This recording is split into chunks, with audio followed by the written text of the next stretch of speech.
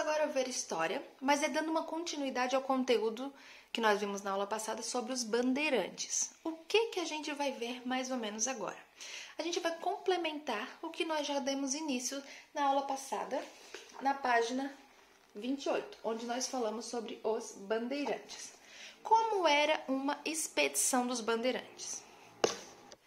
Bom, os bandeirantes eram como se fossem homens contratados por fazendeiros ou comerciantes para desbravar o nosso território, porque ainda era pouco conhecido, em busca de escravos para servir de mão de obra e depósitos minerais, ou seja, para a extração de coisas de pedras, de minério, de algo de valor para eles. Ou seja, contrato você traz para mim tudo que você encontrar que acha que é valioso, inclusive escravos para trabalhar para mim.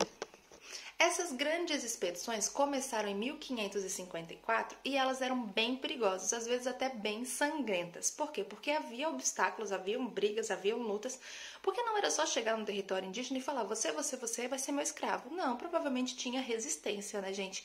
Não é só chegar e determinar que um índio vai ser seu escravo e ele vai começar a vir e vai trabalhar para você de bom grado. Então, a intenção era explorar o território brasileiro em busca de riquezas.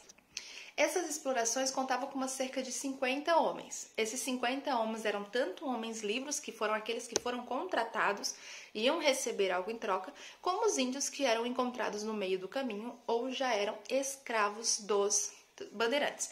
Deem uma olhadinha ali nessa figura que a prof vai mostrar para vocês. Olha ali, escravos de tropa, que seriam os índios, os mateiros, que também eram os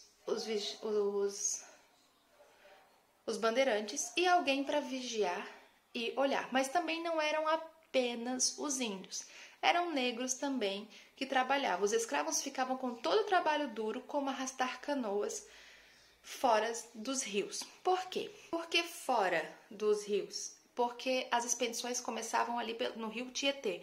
Então era meio que seguindo o fluxo para onde o rio ia indo. Então se precisava sair de algum momento do rio, quem fazia todo esse trabalho pesado seriam os índios. A primeira expedição foi de 1599 a 1605.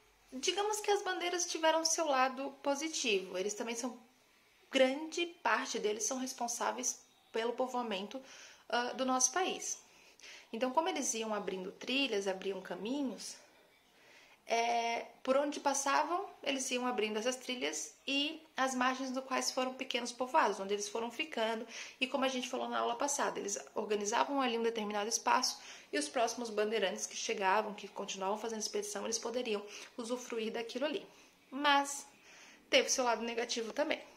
Como eles queriam apenas a parte tranquila do trabalho, eles não queriam fazer uma parte pesada, eles tinham escravos. E iam procurando escravos pelo meio do caminho.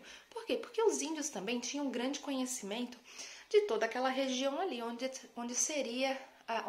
eles caminhariam toda a expedição. E lembrando que ali ainda era uma terra de ninguém, digamos assim.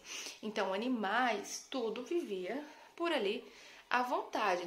Então, como era um roteiro a ser conhecido, a ser explorado, os índios já tinham mais aquela facilidade de andar porque nasceram e se criaram daquela forma. Só que os índios que se recusavam a ceder à escravidão, eles eram submetidos a uma briga, digamos assim, e muitos eram levados até a morte.